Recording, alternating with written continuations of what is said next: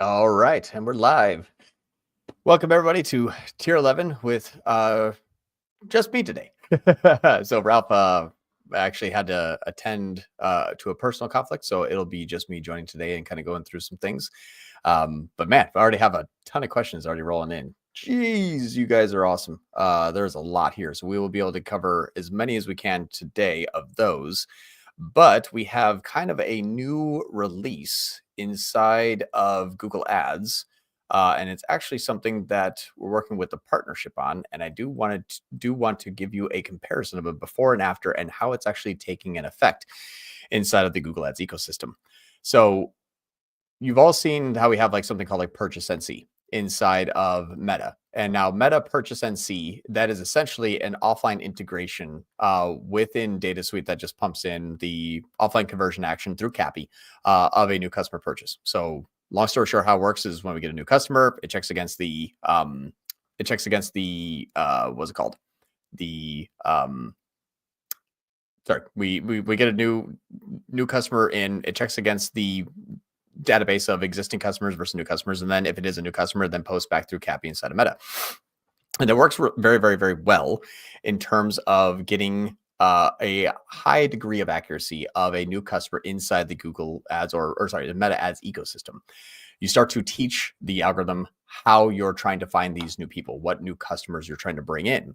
Meta and Google, especially even with smart bidding and smart targeting. Smart bidding is sort of like smart targeting in a sense. The way that smart bidding and smart targeting work is if Google believes that it can get a conversion off of a user, it will absolutely go and hunt that user down or wait for that user to search again before it bids really aggressively for that person. And what we've seen is while that can work very well in terms of the conversion and ROAS and targeting, it does very poor when you're trying to scale new customer acquisition. Just because if it can find a customer anywhere, new or returning, and if it can show an ad to them, whether a view through, an engage view, or even a click through conversion, it will try to take 100% of the credit for it. Now, it's simply just shown up as a conversion. It's not necessarily a new conversion. It's simply just looked at as a normal conversion in the standard view of a standard event inside of Meta. When we used new customer acquisition to optimize for it, it was something that took a few weeks to really start to optimize. It took a while. And the bad news is it took so long that we didn't think it was really working. But over a longer period of time, about 6 to 8 weeks later, is really optimized it to the point where now, rather than having 60% of our conversions be first time and 40% of our conversions be returning, it's now about 90%, 90 to 95% new customer acquisition. So when we're looking at the ecosystem, and I don't have Data Suite for this client, we're just using just the offline imports, but I wanted to kind of give you all a snapshot as to what the results have been so far. So let me get this thing pulled up. I'm kind of alone here, so I'm doing everything kind of on the fly. So hopefully the knowledge and all that stuff is good, but I want to make sure that we can actually get you some real stuff to work with. Okay, so I'm going to share screen here because this is actually fairly interesting to see. I'm going to turn off the segmentation. I'm going to open up to like the last, like 30 or so days, and then we'll do some education. I'll just do it from February 1st. So here we are. Okay. Inside of this account here, you can kind of see there's, you got your clicks and your conversions. And this is like a non-brand shopping, brand search, all the other stuff. So you have your clicks and you have your conversions. Then you see your conversions kind of going from like 17, spiking up to like 250 and then back down. We actually fixed it here on the 18th. That's the actual, like the days of the fix is actually more like 19th and 20th if we wanted to be fairly exact.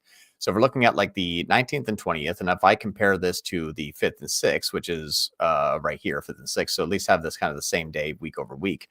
What we're looking at is a few things here. Let's look at the results here. So this is non-brand shopping. The spend increase is 271% in the last 2 days.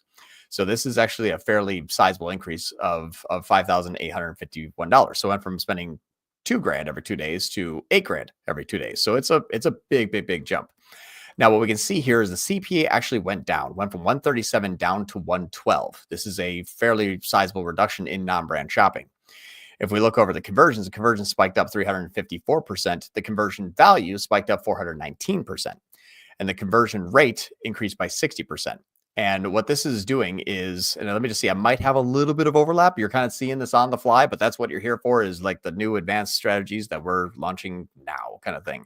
So if we look at the conversions here, so this here was what was used to be captured non-brand shopping. So this one was the tag fired on the site getting 15 conversions. And then this is the partner here that is using the server side new customers, and that is at 64. So what's nice about this is being able to go from a unoptimized all purchase. When we're looking at UTM parameters to see the new versus returning customers, it was about 60% new, 40% returning. It was fairly poor. Now it's about 80% new, 20% returning, but it's actually able to scale now. We can actually scale this up. Before, we were not able to push this really at all. It was just kind of stuck. We can drop down the TROAS so far to like the 10 and 5%, and then it will start to spend. But we're fairly certain it wasn't necessarily a tracking issue. We are fairly certain that it was just optimizing towards whatever it wanted.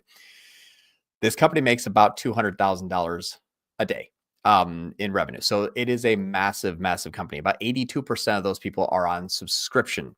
So Google, since we know Google uses about half warm traffic, when you have a person that is searching a search term, and this company also has a lot of SKUs, when you're searching a search term that either is from an existing customer or a new customer, sometimes they're about the same non-brand searches.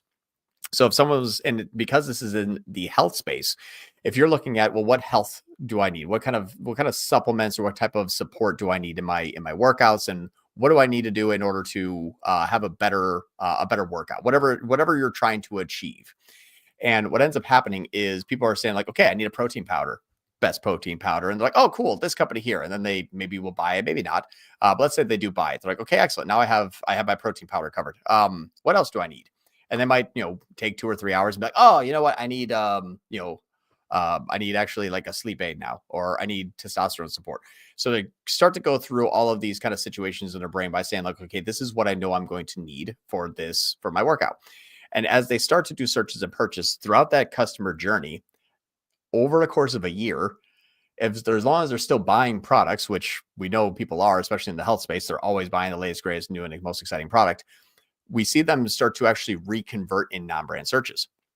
So that reconversion in non-brand searches, especially when you have a SKU list that's over like 1,000, 2,000, 3,000, when you have that many SKUs in a particular industry or a particular kind of segment of the market, not every day does a person wake up and say, hey, you know what? I need sneakers. Gonna go to Walmart. You know what? I actually need like a rake. Got to go to Walmart. It's not something that is in my brain where it's like, I go to Walmart for every single thing all the time. No, it's like, I need a rake, Amazon. Hey, I need a supplement. I'll just actually go to the website. Or, I need something else. I'm going to just do a search for it. I have no idea who has one of those. Not everyone is going to be like, because I bought from you means I'm going to buy from you again. That is a stigma that we kind of have to release from our brain. Because they bought from you does not mean that they will or even need to, or maybe even want to buy from you again. Google, though, 100% of the time, absolutely, yes, they will. No matter what, Google's like, they were going to buy again. I'm going to hunt them down. I will make them buy again. YouTube does that. Demand Gen does that. Performance Max does that. Advantage Plus does that. So the auto-targeting and the smart bidding waits for people. They start to learn. They start to develop. They start to recognize patterns, especially on subscription or when they're updating their subscription or when new products drop and blah, blah, blah, blah, blah. So Google is extremely smart and is watching and waiting for those people to convert yet again. And they're going to be there for them. The bad news is your campaign's called non-brand shopping. So your brain says, no, these are all brand new people, because we assume that if anybody ever wants anything from us, they will buy from us again. And that's the assumption that ends up costing us a lot of scale over time. So when you have those retention plays in non-brand, that's actually sometimes 40% of your daily activity if you have a lot of SKUs. That is something you have to take into consideration from auto targeting and auto bidding, is because they're in your ecosystem. Google thinks they're going to purchase again, but they may not really want to buy from you, but they're still going to take YouTube and show them YouTube videos. And they're going to take Performance Max and show them YouTube GSP Discover Display assets. And they're going to auto target and hunt those people down. And as long as I get a sale off of those people, you're tracking in the account a sale and it came from an existing customer. You're like, look at the ROAS, CPAs low, let's crank it up. And then it hits a wall. it stops. It hits a ceiling because those people that Google knows are they bought. They're done. They're dead. They're gone. They're away. But they're still going to go and auto target them again. Now, what happens on the bell curve when you have all new customers and then your existing customers start to grow? Now the pool of what Google can go into is larger. There's more people that I know of that I actually have more knowledge on that have also been able to predict when they search based on the last 4, 5, 6, 7 times they've done that. Well, your non-brand standard shopping starts to learn that. And if it has a conversion from a person, it's going to wait for that conversion from a person again. But when they start to Google search other things, but they're in our targeting because they are an existing customer, Google will then wait for them. They'll start to hunt them down. So that is how Google takes a non-brand shopping campaign or even a non-brand search campaign and actually learns off of your existing customers. It does a really good amount of retention on those people, but it doesn't scale as your brain thinks. So wait a minute. There is no existing customers because I was always taught, or I was always assuming that if they want to buy from us, they'll Google the brand. No, that's not a thing. That's never been a thing. It's a higher chance, but it's not a constant that you can rely upon. So the stuff that we can rely upon is, okay, what are the things that I know that are always static in my existence? What are things that I know that I can count on? Which is, yes, there's a steady stream of inbound non-brand traffic, some percentile of new versus returning. Google is going to optimize off of whatever percentage of that. And if Google optimizes off of whatever percentage of that, that is how much every dollar is worth to your new customers. If it is a 50-50, you put in $1,000, you get half the new customers. Wait a minute. My NCAC maybe didn't grow because I put in $1,000 and my 50-50 just had $1,000 more dollars of the same 50-50. But it seems like I keep adding a lot more ad spend and the volume is just not equating. Like I get 10 new customers, but it costs me twice as much. That's because your campaigns are half auto targeting. Releasing the CPC restriction, or sorry, the TROAS, or releasing the TCPA restrictions helps expand that into it. Feeder strategy also helps that into it. This is the third leg. Only counting the new customers also helps that. That's the theoretics behind it, and that's the theoretics as to why this works. So when it starts to optimize off of new customer acquisition, it can say, okay, now I know where these people are coming from. The interesting thing about this, though, is even branded shopping, as an example, had a 617% increase in cost, just because this was actually not running at full, kind of full daily ad spends during the reset. But as it spiked back up in 617% increase in cost, you can see my CPA actually went up 25%. My CPA went down here, went up here. And that's actually more realistic. That's more true. Like this 77 up to 97, when I increase my brand shopping 617%, the CPA is going to rise. Why? Well, we're only counting new and existing customers, and now we can only count new customers. They're more expensive. The delta between here, that $20 CPA, that $20 CPA is saying how much cheaper having 50-50 split versus more new. What that actually tells you then is if it was a 50-50 split at 77 and it went up to 97, you can imagine your actual existing customers were down more into the 50s. So if you have a 50% CPA or $50, I would say, CPA on your existing customers, and then you see that your CPA is actually 77, it means that 66% of the conversions in this account were from non-brand. Okay. Or sorry, non-existing customers. That's how the math equates. So as we start to track new, what you may actually see, and what could end up happening too, especially in shopping campaigns, because they're going to be a little bit more aggressive in their bidding.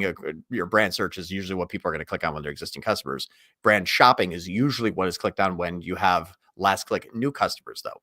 So your last click new customers are actually a little bit more plentiful in shopping than they are in brand in terms of the amount of people who are new last click.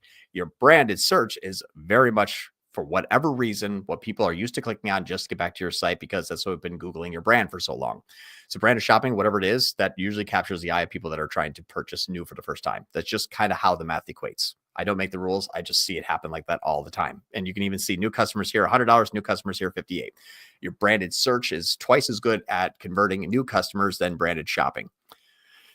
Okay, but there's going to be more people who are more recent in shopping because that's what they're engaging with most often when they're ready to buy something. They go from non-brand shopping to branded shopping. That's usually the path that people take when they're new. So now that we have that out of the way, what we can look at is this scaled extremely well. We know that 147% increase in cost and 405% increase in conversions. Fantastic. Like this is a very, very, very good scale. The conversion rate went up 64%. CPC actually got more aggressive, 21%. Yes, this campaign is, or this entire account right now is only optimizing off of new customer acquisition. And it's actually helped us bring down our non-brand shopping by 20%. What that also means is that retention there, I'm still counting those. I'm still tracking them. I'm still getting them. I'm just not reporting on me paying for them. So it doesn't necessarily change the mix, but I will now be able to more control the last step or the first step of non-brand or branded shopping. It's very, very, very important to know that, because ROAS on brand or ROAS on, brand search or brand shopping, the ROAS on those two typically are very, very, very different, but it's also indicative of the traffic flow, and it's also indicative of how much is in each one. So for example, if you took your brand, had a 10,000 ROAS, and you only started counting all only new customers, your 10,000 ROAS may go down to 1,000. Now you're still getting 1,000% on your new customers. Great. But you see that, okay, there's about 90% of these people are actually existing. That happens on brand, non-brand, YouTube, demand gen, everything. Only optimizing for new customer acquisition is fantastic. It helps a lot.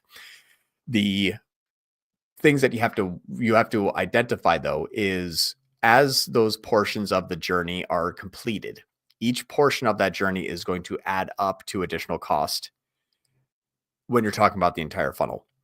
So where this is uniquely important is if you have a brand search campaign and you have, let's say, 100 customers coming through and you can't identify new versus returning, and it's about, let's say, a $40 CPA in your brand and 100 customers. So every 100 sales, about $40 CPA, and you count new customer only, and that goes up to 120. Your $40 CPA goes up to 120. If it doesn't necessarily optimize back down, what you're factoring in is this last step of my journey, most often for new customer acquisition, when I am not splitting a click inside of the Google Ads ecosystem on another campaign. So data-driven did not reduce the amount of split conversions, didn't increase the amount of split conversion, didn't reduce the amount of singular click conversions inside a brand.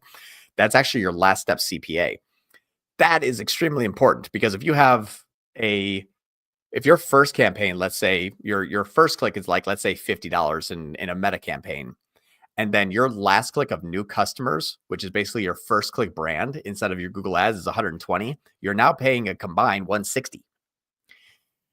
I'm using an extreme use case so that this can share with you the seriousness of it, I guess I would say. And what I mean by this is, if I'm looking at this and I'm only capturing new customers, and I just look at yesterday for just an example, I know that my brand search has a CPA of $62 inside a brand. Now, a CPA on new customer only of $62 is atrocious. Honestly, this is horrible. This is terrible. Bad stuff.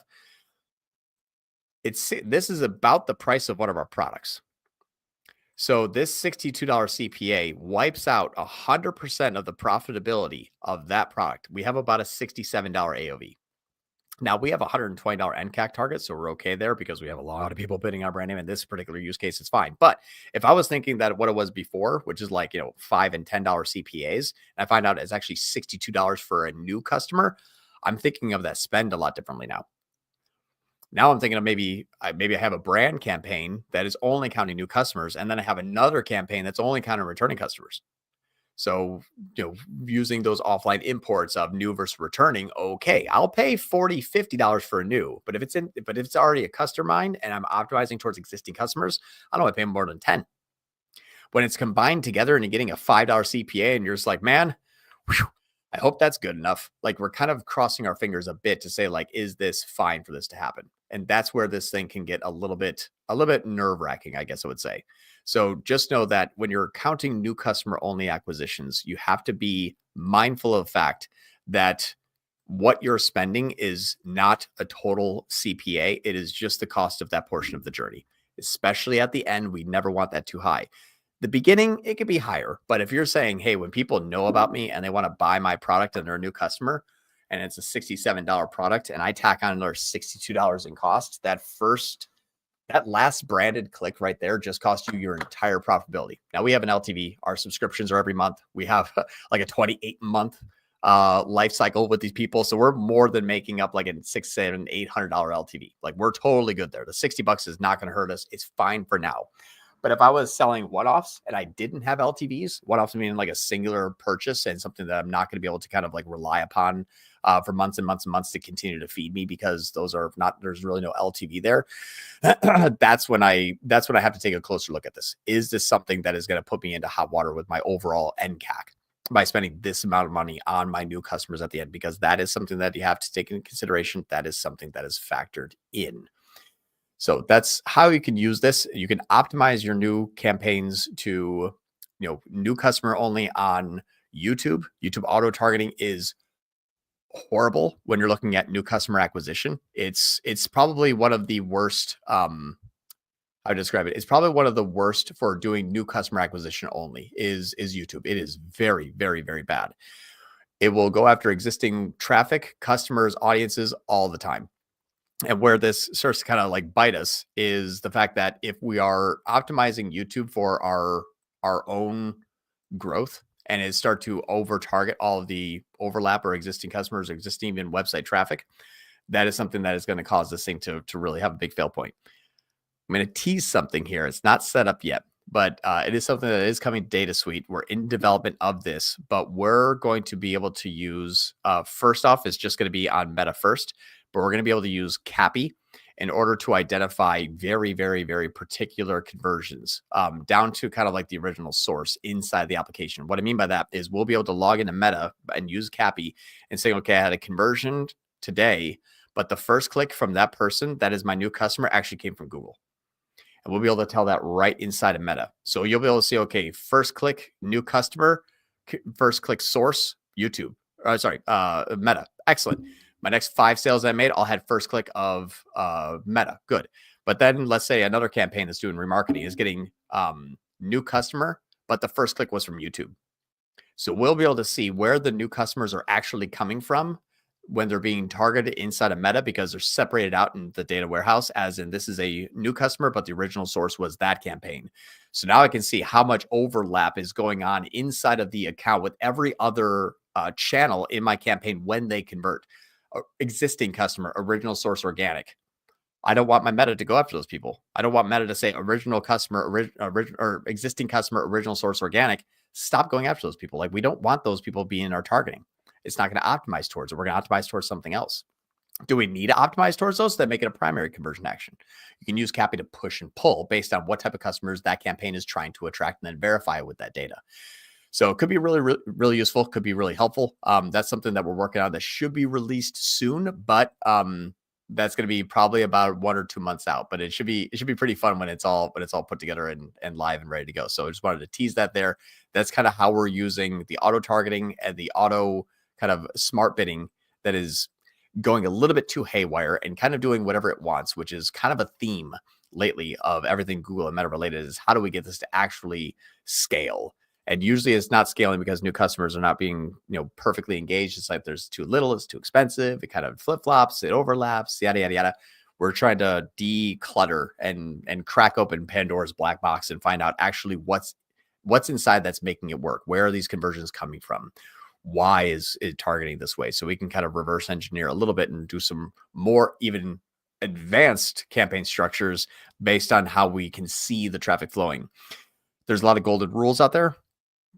Performance Max will do remarketing. Yes. Advantage Plus will do remarketing. Yes. They will remarket each other's traffic. Yes. A year from now, that might be all we have. If Google just moves to all Performance Max, God forbid, knock on wood, that's something that we have to consider. How do we optimize this? Conversion actions. Meta, ASC, it's also doing auto targeting. It's also, we're put a customer list and we set it to a 0%, and it's still getting like 20 and 30% of our existing customers are coming through that one. How do we fix that? Well, we could optimize it towards the bidding strategy again. Can we only count new customers, and can it be something that is consistent? Yes. Is it optimizing towards it? Yes. Is it achieving that target? Yes.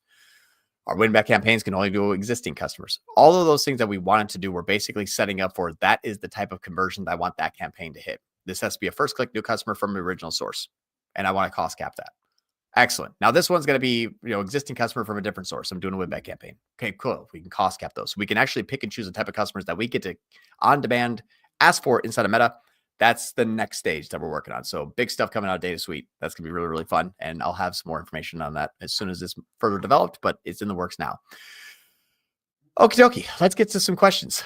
We have a lot. I left myself a little bit more time, 35 minutes, because there is a ton. So we're going to go through each of these, and I'm going to go, not rapid fire, but I'm going to go as quickly as possible to not waste anybody's time. All right. Started YouTube demand gen with a target cost per acquisition of $30. Month 1 CPA was 14. Month 2 CPA increased by 250%. Landing page dropped 18% to a 5%, and lead quality went down by 70%, but clicks and views stayed the same. Continued.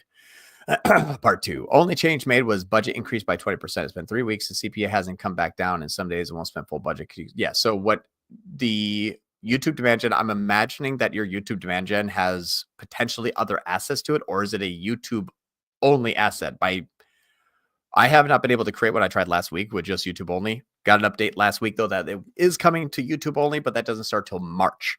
Actually, I'll just do a public service announcement. 7 days ago, Google released a statement saying that Google Display Network that is inside of the YouTube video action campaigns has been added as a channel or as an inventory to the YouTube channel with inside of Performance Max, Demand Gen. So now we're basically taking video partners, attaching it to YouTube, putting YouTube, attach it in Demand Gen, and they're just basically throwing everything in and duct taping it, super gluing it, and saying, we hope this doesn't explode. That's what Google's strategy is now. It's horrible. Anyway, because of that though, that's the next iteration of demand gen is you will be able to choose which network. It'll be YouTube only or Gmail only or display only, potentially at the ad group, or feed only. So you'll be able to kind of select what kind of channels and fill it with the assets that those are on.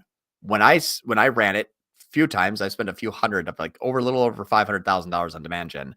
From everything that I could find, it really started to veer off course when shorts started to overshow. Shorts have a 5% view engaged time to conversion. Horizontal has 10 seconds. So if you watch a short for 5 seconds and you convert anyway, it counts as a conversion for YouTube Shorts. Horizontal, if you watch it for 10 seconds and then convert anyway, it counts as a view engaged viewed for horizontal. We saw that demand gen used a ton of shorts, over attributed by 100%. 1,000 leads went to 2,000 leads in Google. We still only had 1,000 leads. Like it literally doubled.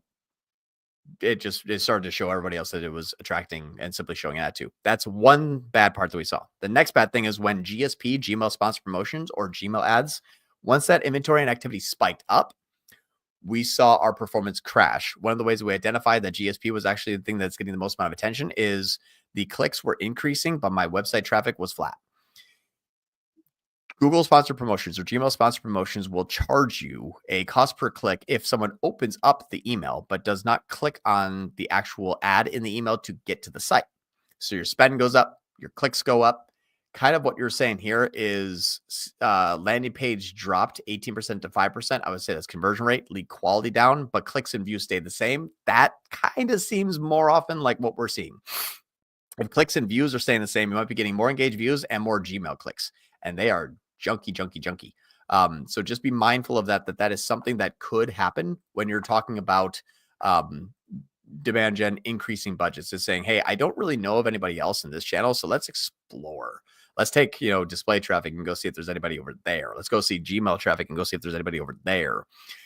If your CPC decreased, that's also a really good indicator that it went the wrong way. So if CPC went down, cheaper network, cheaper inventory, cheaper traffic, crappier results. That's the reason why. That's one of the reasons why I'm holding off on any other demand gen rollouts until demand gen next month is integrated with YouTube, so that I can say, let's start a demand gen campaign. Shut off GSP, shut off the feed, shut off the video partner. So basically go back to YouTube itself. That was when our campaigns were of the best performance. So that's just something to be mindful of there. Next part. Yep, perfect. For low TROAS standard shopping campaigns, is having a higher ratio for click and view assists and assisted conversions a good strategy? If you have a higher ratio, kind of yes. The only problem is people that are clicking and then getting a secondary click is kind of, or like seeing an ad and then convert it anyway. I have a hard time with. I don't think there's a lot of view through conversions in shopping.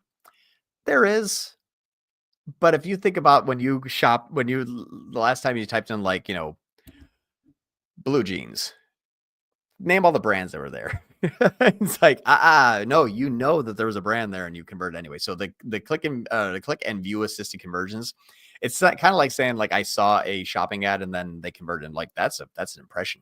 They can't actually count that as a view through conversion, so they count it like assist. I would stress test it. I have not found much consistency in the way of like actual good performance in that. Stress test it, see if it's your style. If you do like it, then roll with it. But my opinion was I'm holding off on that just for right now. I think that the assisted conversions are a good indicator, but it's not something that I would actually bet money on. That's actually very real, if that helps. All right. Next. Job to freedom. Perfect. I know. I think the last time we were always saying that you might be doing an affiliate, but maybe not. What's your way of finding a sweet spot for TCPA? Giving enough room to be aggressive while keeping it profitable and reasonable. 20% higher than actual CPA or 2x actual CPA. I actually, for TCPA, I actually like to usually do 100% higher.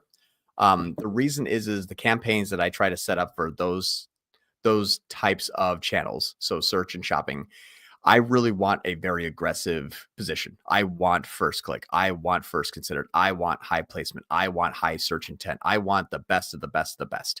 So I will pay for that, or I'll set up a campaign to pay for that. And I will pay for that as a crazy, like, this is all I'm spending on. I'm crossing my fingers and it's super inefficient. I hope it works. I'm spending on it in the term of, I think it's going to cause a lot of good influx of traffic to the site, but be maybe 20, 30, 40% of the overall strategy. So it is very aggressive. It's just not the only thing I'm spending on, if that helps and if that makes sense. What that allows me to do is allows me to adjust the level of good, high quality, high intent traffic by the budget and not what it's able to attribute as a sale. If you think about search and shopping specifically, search and shopping are first click pretty much only. It's first click only for the most part. You're very rarely going to get a time period where you're like, hey, I'm going to get the first, I'm going to get the second, I'm going to get the third.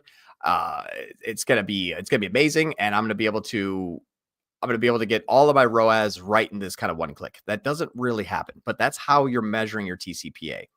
So here's job to freedom. I would ask you this, and sometimes smaller campaigns, less time lag, completely fine. But what you have to consider is you're saying this is the first time anybody's ever been to my website that hasn't known about me. I expect that to convert now and at a $30 CPA because maybe you want 20. So it's 30% higher. The problem is Google's going to say, okay, I know 6 people that can actually fit that criteria. And that is also going to limit the amount of spend.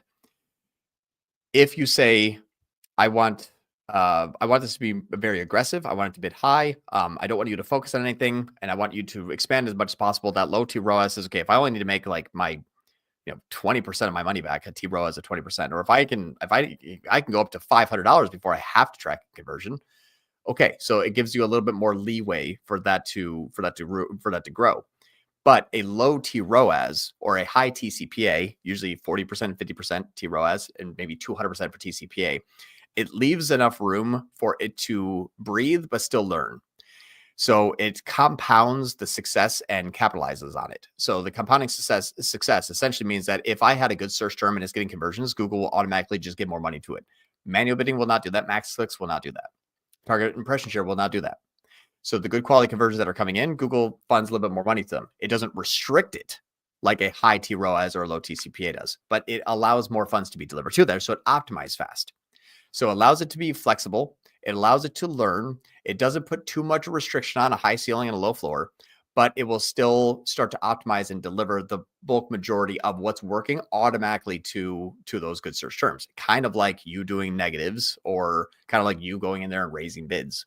So I usually find that I will very rarely go above a 50% T ROAS on shopping, and I'll very rarely go below 100% over the TCPA that I want to achieve. But I will use other means to get there. Is it my feed? Is it my ad? Is it my search terms? Is it my keyword strategy? Like, it's very arrogant for me to be like, no, everything else is perfectly dialed in. Google is just not working hard enough. Do it, bidding strategy. Like, we got to do our checks and balances just to make sure. So always be mindful of, hey, it may not be Google. It may be something else that we have to do to increase that conversion rate. All right. How important is display lost IS rank with YouTube ads? So it stands for display lost by impression share by rank. So what it means is how much rank am I losing because I'm not bidding high enough or aggressive enough inside of the YouTube ecosystem from whom I'm eligible to show my ads to. The display lost IS rank is very irrelevant in my eyes. The reason why is if you're looking at a prospecting campaign and you're like, hey, my display lost impression share is not high enough by rank by everyone I'm eligible for. My question is, how many people are you eligible for? If you're saying I'm eligible to go after 1 million people a day and I have my ad spend sent to only 50,000 and I have my bid sent to the top 10% of those 50,000, so it's 10,000. Okay. Now, are you achieving 10,000? No. Then that's where that equates to. So what I mean by this is it is a what you're eligible to be shown, and that size of what you're eligible to be shown by rank is not being achieved because of the bid. You can get 100% display lost IS rank. You can get that down to like a 1 and 2% if you bid at $1,000 CPM. That's not good though. No one wants to spend $1,000 for 1,000 views. That's $1 per view. That's death in the marketing business. So what we would want to do is say, at what level is this healthy that I'm not necessarily overspending on my per day and I'm not overbidding for my audience. And if my display lost IS rank is still above 90, but I can scale, I am not at the level of auction increase that I would need to be at in order to continue to scale. So how this works is your display impression share lost by rank and your display impression share means your impression share is 10%. Why? You're losing 90% of the people you're eligible because you're not paying enough. What am I eligible for? Way more than you're spending on. Okay, so that threshold may be met at 10 grand per day. That's when you may show that above 90 goes into like 89. Once you hit that threshold of, okay, you're actually achieving everything you're eligible for, that's when that will start to increase. But you might be bidding on 10 out of 1 million people and you're way far away from that. So that's how that works. Is it right for you? I have no idea. I couldn't tell you in this window if it's a proper strategy for your company, but I can define how that is measured, and that helps, I hope. Cool. Next thing, my dog's here. What is the difference between blue time lag graph for conversions and the data in the path page metrics? No, so the blue is by impression. The path page is after click.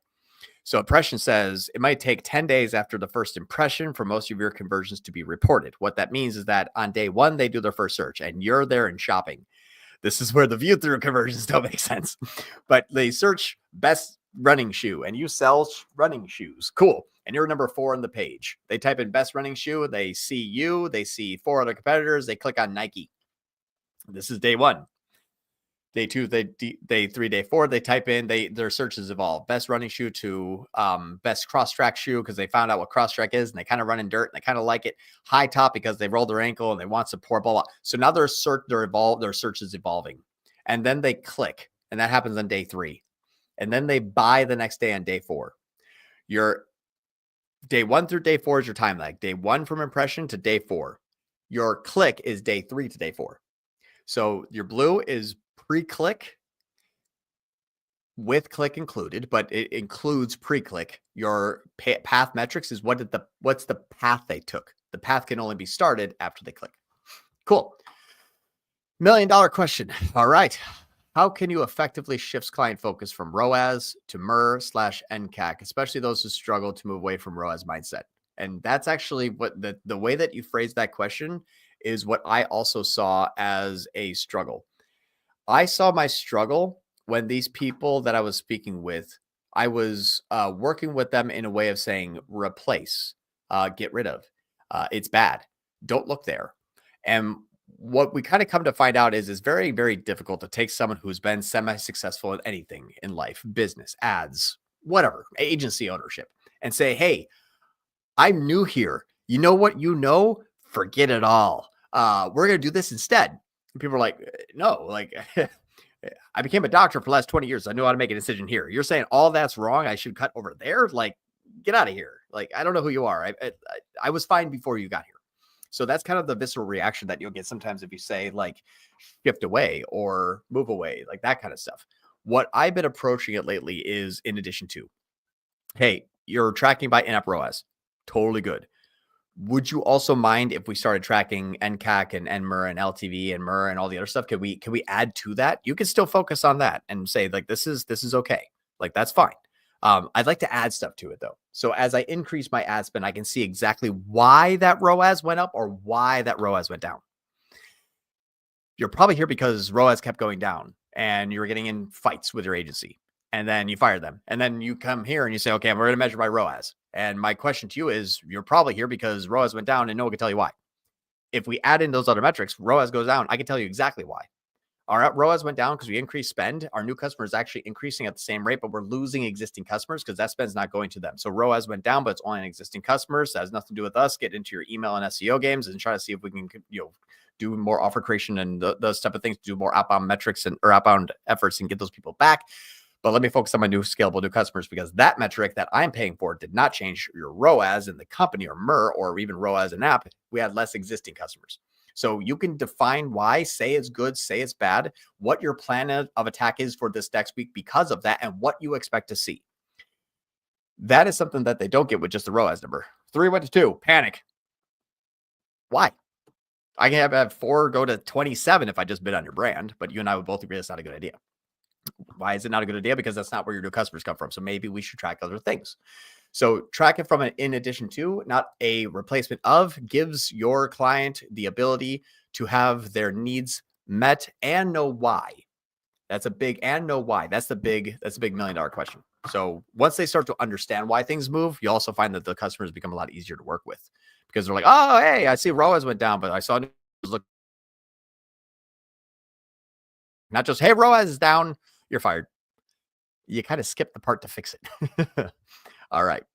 Ginger, running YouTube ad on max conversion, also running, running YouTube ad on max conversion and also running YouTube retargeting at max conversion for views and clicks. How do I check if my retargeting campaigns is doing anything, as 90% of conversions come from main campaign? So it's a little bit hard for me to kind of decipher a bit as to like an action plan. But if you're saying you have max conversions on, so first thing I would say is make sure your YouTube retargeting doesn't have the optimized targeting on, or the expansion audience. That's just going to be more, kind of warm traffic and warm and cold traffic whenever they want to, and whatever they think is going to work that day kind of thing. They have ad spend to go get. So that's a bad thing for me to kind of bet on. So I would say just be mindful of that. The other thing, if you're saying, hey, we don't have any sort of conversions, optimized targeting or enhanced or expanded inventory on, and you're looking at just your retargeting audience, my next thing I would ask you is the retargeting audience that Google is matching to, is that actually accurate to how many people are on your site? Because your match rate could be 20%. So it means that if you have 100,000 people coming to your website and your remarketing audience monthly is 20,000 people, there's 80,000 people that campaign is probably targeting that had never been to your site. And now it's doing remarketing. Because if the amount of people that's actually capturing or getting impressed to is higher than what it's targeting, it's actually treating it more like an audience or like a signal, not a hard target. YouTube, especially conversions, can use those as signals when they want to, which means you upload a retargeting list and goes, nah, I don't need it. I'll go find those people on your website. And now is also the same campaign that your YouTube proactive campaign is going to. We only can find this out through Data Suite. Data Suite will tell us, so they're getting first click over there, last click over there. If you're getting first click NCACs and you're retargeting, that's better than your cold traffic campaign. You're probably not doing retargeting. So all of those things had to be considerations. But upon just looking at Google's really poor tracking performance metrics inside the platform, you're not going to actually come up with a really good answer. You have to use a third-party tool in order to identify, okay, what's the path between those two? What's the activity? What's the overlap? And is it actually even targeting correctly? It has to come from somewhere in the third party, unfortunately. My campaign says limited by budget. If I triple budget, I will get 40 more conversions. That's sort of, kind of, yeah. Like it may actually happen perfectly. The only thing is, I'll explain to you. I'll give you the tools as to how to utilize this. So in this campaign here, we saw, especially during this time period here, 19th and 20th, compared to the same time period, this campaign says, hey, if you give me, if you go from 2,000 up to 8,000, it won't cost you anything. They're right. It didn't. Now this is capturing new customer only, but then it's like, okay, now what? It's like, hey, if you go from 4 to 12, it's also not going to cost you anything. I would say 4 to 7 would be more safe, but there is the time lag and there is multiple conversions being counted in this window here. So give you a very simple example. If I look at yesterday, just yesterday here, and I segment by conversions and I do days to conversion, anything after the 0 or anything after the 24-hour period, I did not actually capture. So I know that I have 17,000 out of 21,000. So I have about $4,000 that I'm missing here. I'm missing $4,000. That comes on day 2 all the way out to day 90.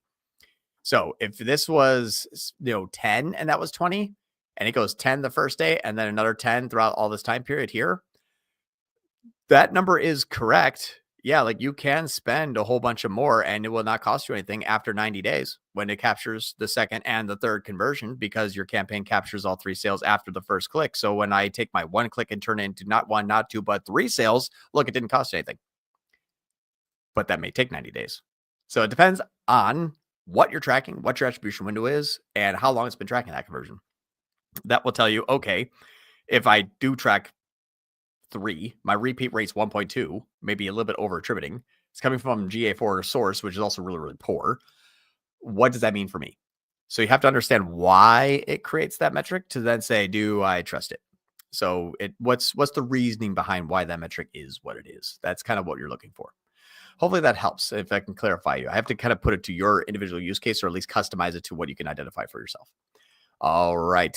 Could you maybe talk a little bit about attribution tab inside of GAds, the assisted click and view conversions, and how to best use the information? I actually use that very, very little. I found it to be very poor. Let me pull up one and we'll kind of go through it. And I'll pull up one that could actually have probably more assisted conversions. Let's go into goals, measurement, attribution. So we got assisted conversions. All right. So when we're looking at last click conversion, and then we have like click and view assisted. This basically gives you a breakdown of what it would be kind of adding to. So if we're looking at, let's just use this as round numbers. So yesterday we have, let's do yesterday 2 and 13 in the grooming kit. So 2013 in grooming kit. And yesterday in grooming kit, we have 2,200. So the 2,200 here, we actually have 1,400 by time, but that's also a time lag of 4 days. So this isn't fully vetted yet, but let's just use the time, the conversion by conversion time, not the, conversion by the time, not by click. And then say if this is tracking 2218, what this tells us inside the attribution and assisted conversions is I have last click conversion value of 2,000. And there is click and view assist of 1,300 that is also being redistributed through other campaigns that had that value. So this is kind of like I showed them an ad. Did they click? No. Did they convert because of it? Oh, 100%. Yeah. No, they wouldn't have done that if we didn't assist.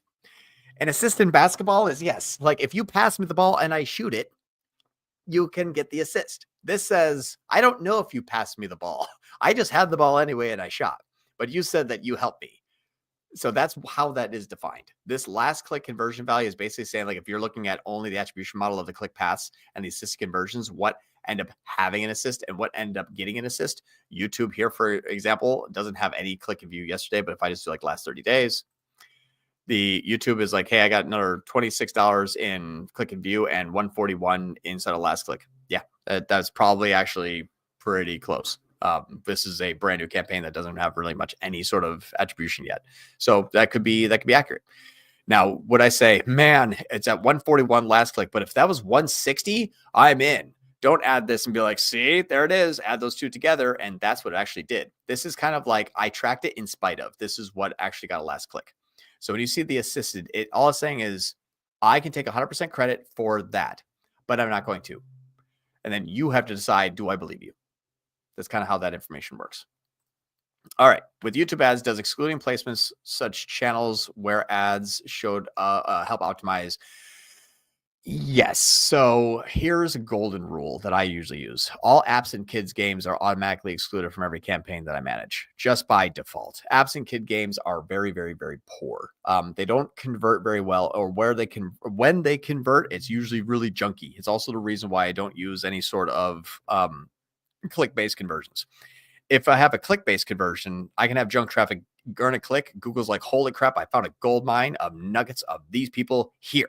These people will convert all the time. And they kind of do because they're kids. So it's click all the time. And so it's like, wait, that activity spiking up that has contributed to conversions before, that's where we go. If your brain, if I was your ad manager and I ran to you and said, boss, we got 10 conversions off of 2 clicks on Cocomelon. I'm dumping all of my ad spend there for our luxury orthotics. You'd probably smack me. PMax will never tell you that. It'll just do it. YouTube will never tell you that. It'll just do it. So YouTube and Performance Max will have those YouTube really poor placements that when they get spammed like crazy, which is why I never use YouTube and Performance Max. Auto targeting will simply just rabbit hole itself. Cool. So it can, but I would do all the apps and kids games. Now, if you're saying remarketing or prospecting and they're finding people on odd sites, but they're converting and they're actual conversions, no. I will never say, give me everybody that's interested in mason jars, but also only like car channels on YouTube. Like, what if they're into sewing and they want a mason jar? I don't care. Do they buy a mason jar? Yeah, great. I like sewing. It's kind of like, did we find them there and they worked? Okay. Now, if I'm targeting that channel, though, no, then I'm very, very specific. But if I am targeting the intent and they show up on a weird channel and they're converting, okay. If I'm showing intent and the wrong audience is really getting a lot of activity, orthotics and apps and kids games, no. But I don't judge, basically. If someone's into something and I want to sell them something and they're there, great. I don't really care what they're looking at as long as it's not apps and kids games with high amount of clicks, weird click-through rates, weird conversion rates. Cool. Hope that helps. Custom product in the DIY window door industry. SERPs for the product rarely have shopping ads 20% of the time because it's often purchased through local companies, so we have to run search ads. All right. DIY window and door industry. Okay. Rarely have shopping ads. When you say SERPs for the product, rarely have shopping ads. I'm not sure what that means.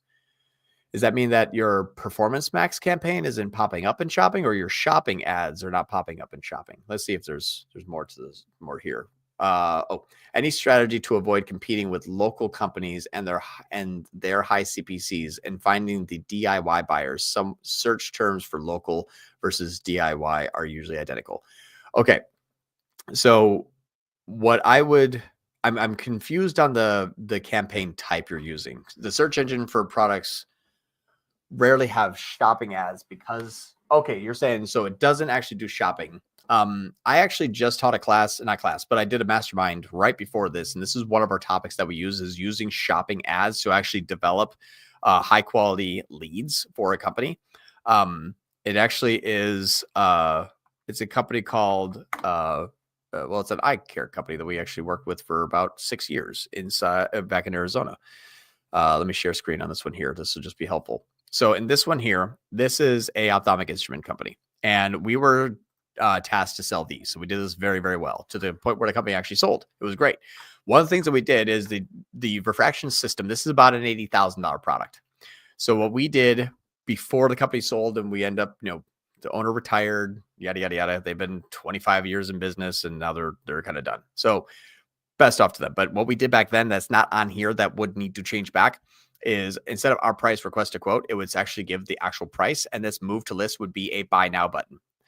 But we would run shopping ads and it would look like this. If I just use inspect element for fun, this would be $49,999 just as an example here. And then the hour price would say something like starting at, and then this button of move list would be buy now. So you have, okay, each refraction system, I can fill out a form or I can add my credit card and pay 50 G's right now, but I don't know what price, shipping, warranty, return, blah, blah, blah. All the stuff that I need for a something that's customizable. I need a lot of information here. I need to talk to somebody. I can't just buy a $50,000 digital refraction system. This doesn't make sense. But I'm using shopping ads, which is half the CPC that also typically place above the SERP.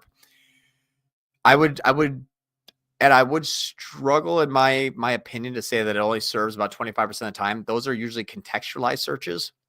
So it's going off of what normal people's search habits are. If I did a search and you did a search, we refresh 10 times, my results would be vastly different than yours if I engage in shopping ads, just as an example. So I've been spending ungodly amounts of money on shopping ads all the time when even I can't find my own shopping ads. I know they do show up, just not for me. So just take that with a grain of salt.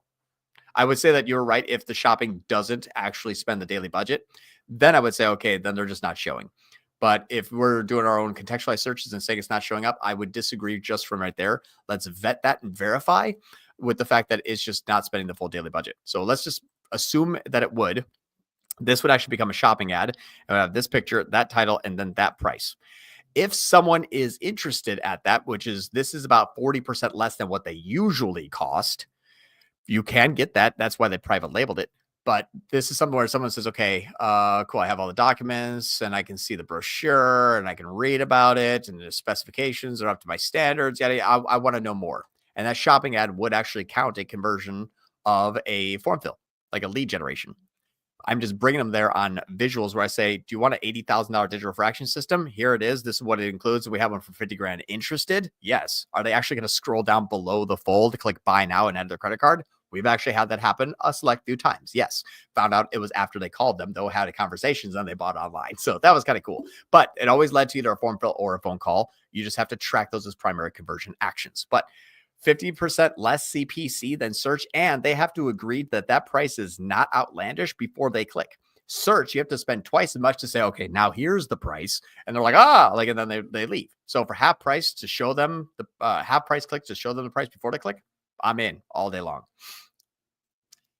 Howdy, John Moran's disciple. I should say, bless you, my child. After scaling a campaign, how long do you wait for performance to drop back down? How do you keep performance consistent after month one? After it's cherry pick the hottest leads. Yes. So typically with smart bidding, after you increase the ad spend, you're going to get a wave of good success. And then it's going to be like, what? Kind of like ramps up and ramps down. And that's because all those people that were limited by budget that Google said, hey, I know I can convert them. You just finally gave it ad spend to go do it. And it went and did it. So what that basically means is, okay, we blew through our whole warm audience because you finally unleashed the ad spend and you let me go and get those people and get them and convert them. Now what? Well, now it has to relearn. So you blew through a warm pipeline and now you're filling it up with cold traffic again. That is a longer cycle. How long? Your sales cycle. 1 day, 6 months. No idea. Whatever your sales cycle is. So if I scale a campaign, I find out the sales cycle and I match it from an accrual standpoint. What you don't want to do is say 7 days. What's the ROAS? What I have to look at is I spent $1,200. I had 3 returning customers. I have an NCAC of this and blank. Crank up ad spend. I spent now $300 more. My NCAC went up. My NCAC went down. My new customers went up. My new customers went down. My existing how long did that take? So you have to kind of track, if I added ad spend, what exactly happens every step of the way after that in terms of my new versus returning traffic, new versus returning customers, CPC, ECPNB, and NCAC. If those will tell me how long I have to wait or what's progressing. If you're kind of increasing your ad spend, you can just wait for an in-app number to rise. That may not always happen. Or it may go down and it actually got better. I don't use my reporting or my marketing tool like a reporting tool. I guess that would be a good way to look at this. Use your marketing tool like a marketing tool. Use your reporting tools like a reporting tool. Very rarely should you rely on your marketing tool, i.e. Google Ads, to also be its own reporting tool. It's not necessarily accurate. So if I add in ad spend, I immediately jump out of Google and then go to say, okay, what's actually happening? And that's going to tell me, okay, I added an ad spend and I actually got 3 less new customers, but my time lag's 3 days long. Let's check back in day 2. Did it get better? No. Let's check back on day 3. Did it get better? No, something's wrong. I should only see new customers increase after I increase the budget. ECPNB is really high. Means my effective cost per new visit is too warm. My cold traffic's only 30% of the campaign. Every dollar I put in is only going to be 30% effective to the people I want to convert. Now I'm seeing what's going on, and now I know where to make my adjustments. Okay, I think I have time for one more. What is your thoughts on duplicating the exact same campaigns to keep CPA low instead of incrementing scaling budget? Do you just compete with yourself, or is that not true? Works very well on Meta, works extremely poor on Google. Here's the other part though. Meta just changed to deduping ad sets in the last 2 months or 3 months. So it may not work anymore, unfortunately. It's just going to be more compartmentalized. So what this means is that before you can say, okay, I'm going after 1,000 people this campaign. I want to go after another 1,000 people this campaign. And sometimes there's going to be overlap. So the increase in frequency though, combined with the cost caps, actually became twice effective for the same amount of people, whatever it is. Sometimes you get good performance, sometimes you have bad performance. But so test it always to see if it works for you. But if it doesn't, one of the things, that reason why it may not have, is this last 2 months, the meta disruptors kind of let us know that if you have a audience, John Moran and ad set A, and then the ad set B can also go after John Moran, ad set A or B takes priority by default. It dedupes it. If it can appear in 2, it will only now appear in 1.